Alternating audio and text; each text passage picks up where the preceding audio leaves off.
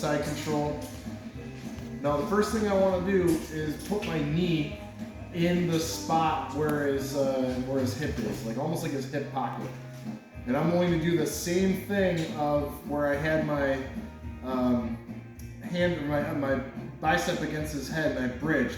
I really want to bridge into him. This is the upa that we did at the beginning of class. I really want to make sure that if I draw the line of my spine, my center line, right now his head is on my right side of my center line.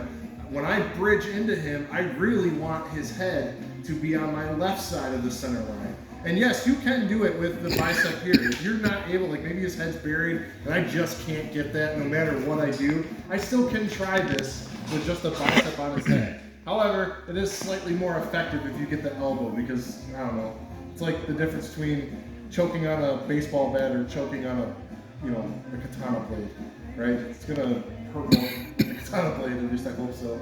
So we have our frames in place and I put my knee in the hip pocket. I'm gonna use my other foot to bridge into him, to upa into him and move his head from the right side of my body to the left. Now I'm going to shrink my hips out a little bit and now see where my elbow is? My left knee is gonna swing and connect in front of his body.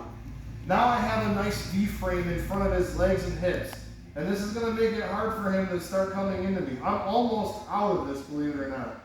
So now, once I feel like I can really start getting back some of this space, I let go of the hip frame, swim inside, push him away, and then swing my head back. If this arm is still here, I can take this leg, step on his belt, start dropping my knee into his shoulder while I bring the other knee up, and I start clamping over his shoulder. And this can start setting up arm locks on this near side arm. If it's not, the knee is going to go in the hip pocket, and I'm going to really focus on getting his head from the right side to the left, or you guys are the other side, left side to the right. So bridge into him, really get his head off of me, shrink my hips out, and then connect my elbow and knee together. If you just posture up. Like right here, I have my elbow and knee connected, I'm still got a hip frame in, and then my shin almost becomes a hip frame on the other side, okay?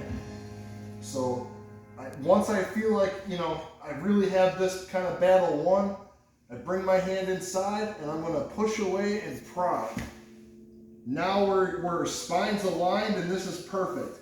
If this is still here, I'm gonna start stepping on his belt, and then drop that knee down and bring that other knee up close. And I can start attacking this arm here. If he takes that away, so if he postures back up, well then this foot goes on the hip, this foot goes on the hip, we square up, kick through, grab, and pull him into our close guard. So it still works. So either you get out of a bad position and into a neutral one, or you can go right from defense straight to offense, which is